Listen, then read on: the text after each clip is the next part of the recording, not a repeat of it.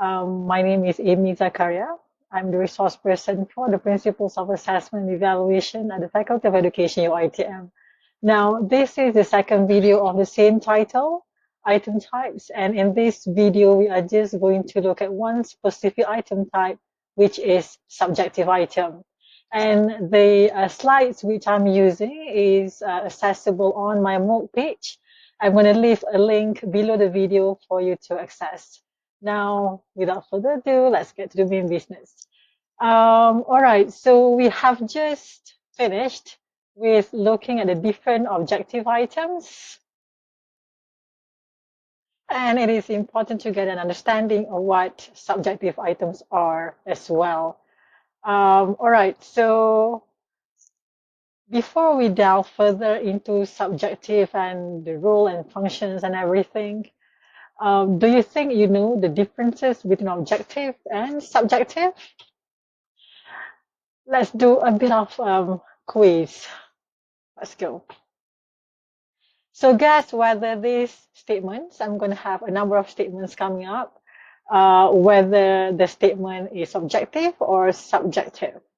Science looks like fun today. What do you think? Of course, it's subjective. The word fun, different people will interpret fun differently, so it is very much subjective in nature. Blackpink's comeback song sounds so good. Subjective, because while songs will be favored differently by so many people. All right. The fire station was painted in red. Objective. The pizza in the restaurant is to die for. You know, subjective. MCO should be a standard. Should. Subjective. And finally, there are 60 seconds in a minute. Definitely objective. So can you somehow identify the main difference between objective and subjective items? Basically, when we look at objective item, I was about to say subjective. So when we look at objective items, the answers are almost always definite and short. And most of the time it's factual with responses that cannot be debatable. On the other hand, the responses for subjective items are usually, well, subjectives. They are longer, and it is very much opinionated, something that requires elaboration. So when it's elaborated, different people will elaborate differently. So the answers can be varied and diverse in nature. So these are the main differences between objective and subjective items. Let us continue. So basically, there are three types, but the remaining two are compressed under essay item. Basically, there are three types of subjective items. There are short answer items, structured items, and extended essay items. So basically, the name short answer suggests that the answers are short. So basically, the thing about short answer items, they are still subjective because the way it is answered can still be varying from one person to another. But usually, the answer is from 2 to 3 different words, phrases, or up to 2 sentences, the longest. Okay, so these are examples of short answer items. Do penguins fly? No, because, okay. Did the doctor give you an injection? Yes, blah, blah, blah, blah. So there's always an elaboration to intertwine that comes together with the answer. A bit more formal, right? Let's look at these three questions. So these are also samples of short answer item. Define formative and summative assessment. List 4 types of alternative assessments. Identify 4 characteristics of an effective learning outcome. So if you were to look at these questions, you will notice the use of the verb, you will notice the use of verb define, list, identify. So when you are writing short answer item. The correct use of verb is important because different verb will dictate different kind of answer. Hence, selecting the most effective verb will somehow influence towards the most effective item. So, define, list, identify, state. What is or what are.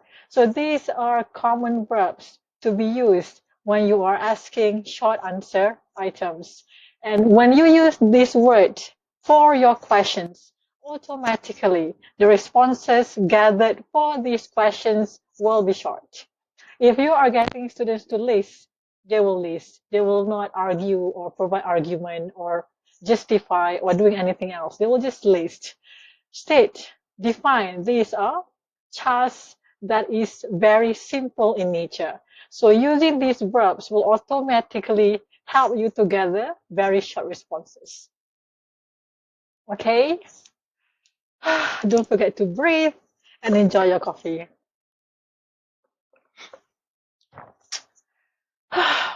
Moving on.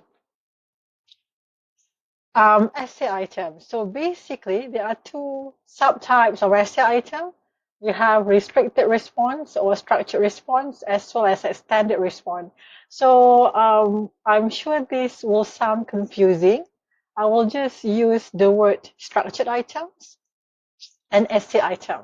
So the difference is in the length of responses. Okay. So with structured items, the length of the responses or the length of sentences will usually be between two sentences up to one paragraph.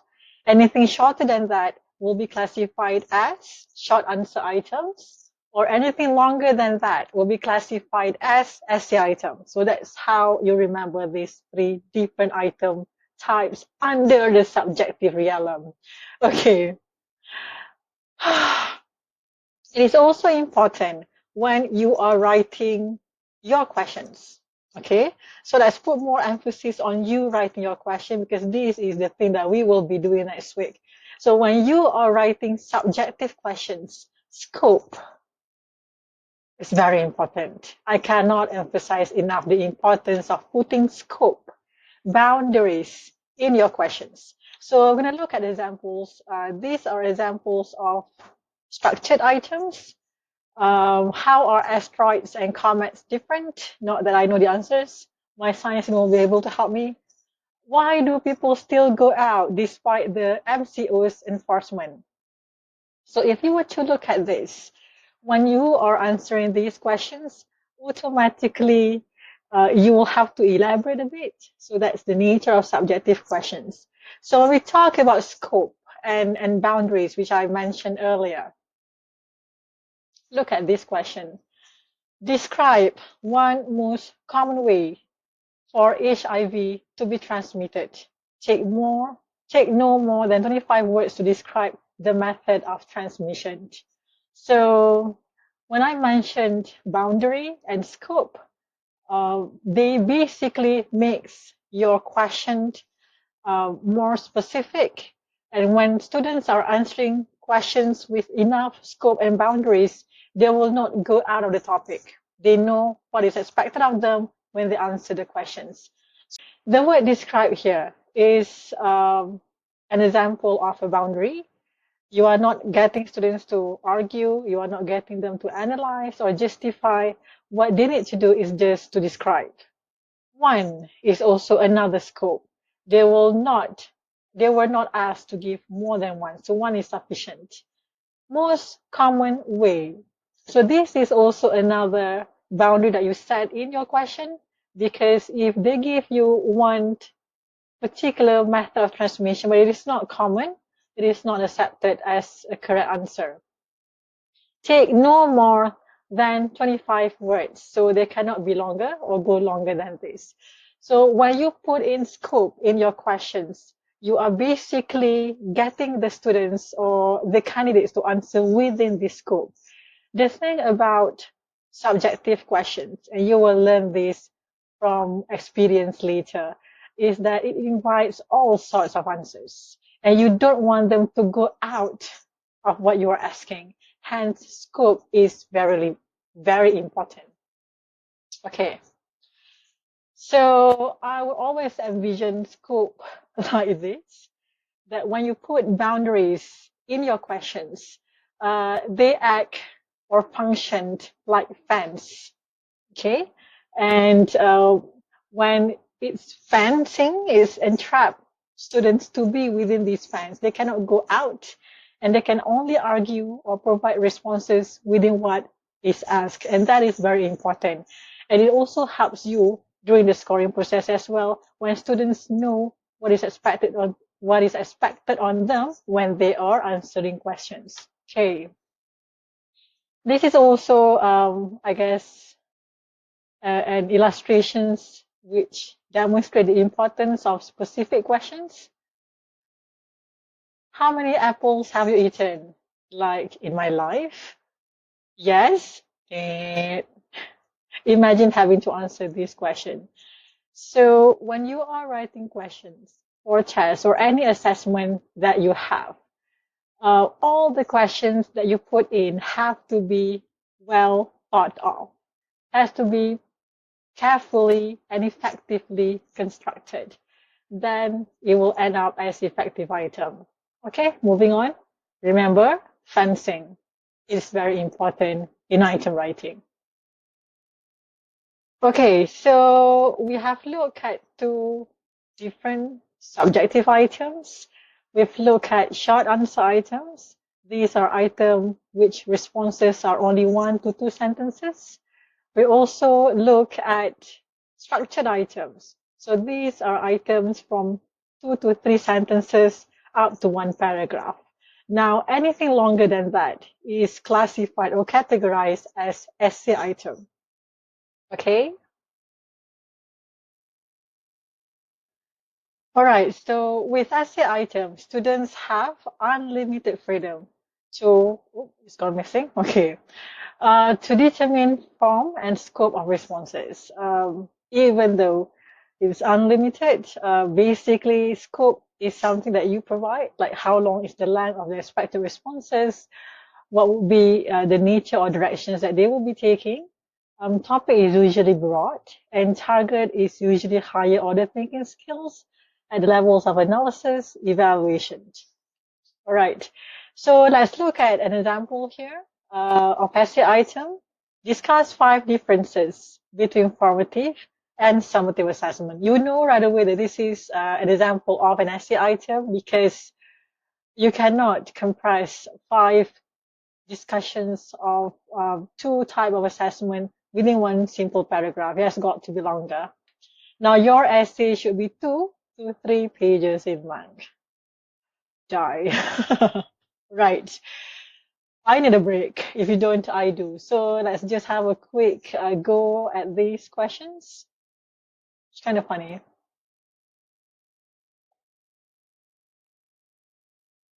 What is the main reason for divorce? How will you mark these particular answers? I would do the same. A plus for creativity, but the actual score is something else. All right, so let's move on. So we've looked at 3 main types of of subjective items. I tend to eat my words now. We have number 1, short answer item. Number 2, structured items. And number 3, essay item. Now, we are going to look at the advantages and disadvantages of these items. Advantages first. So the beauty of subjective items, even though it is so stressful to mark, they are easier to construct in comparison to objective items. Now, interestingly, objective items are easy to score, but difficult to construct. In comparison to that, subjective items are easier to construct, but horrendous to mark. And because of these items' ability to tap into questions that represent higher order thinking skills, it does give the appearance of high face validity. Remember that the validity type that we are addressing here is face validity because it all in the appearance. So It may not be necessarily true, but it does give high face validity value. And because subjective items is longer in terms of its responses, it does have real world relevance because it can be adapted to so many contexts and so many working environment. You can ask questions for subjective that is appropriate for proposal, report, presentation. So in that sense, subjective questions are more diverse in terms of the suitability and function that it serves. Okay. All right. Let us move on to disadvantages of subjective items. So now this is the moment in class where I'll be giving breaks, but I don't have to do that here because you can just pause the video and go for a break and then come back. All right. So as I said, it is difficult. It is not difficult. It is time consuming to mark. Because the nature of the long responses, it does take time and focus consistently on part of the marker to go through the responses for subjective items. And if you still remember the topic which we discussed prior to MCO on reliability. So because of its length, and this judgment on part of the assessor, it does implicate on the assessor's inter-rater and intra-rater's reliability. Do I need to explain what are those, or would you like just to read them on your own? Maybe if you have confusion about inter-rater, intra-rater, and how are they affected by subjective questions, you can drop your question in the comment section below. All right. And also because of the presence of judgment, when you go through essay answers, you have to analyze every response. You have to determine whether can this response be accepted, how many marks should I give. So there's a lot of area for judgment. And when there's a lot of judgments on the part of assessor, it is associated to having low objectivity. In comparison to objective questions, when there's only one potential correct answer, it has very high objectivity. However, for subjective questions, the objectivity is very low. Okay, not quite interesting, but at least something that distracts us a bit from the main topic of discussion. So let's give this a go.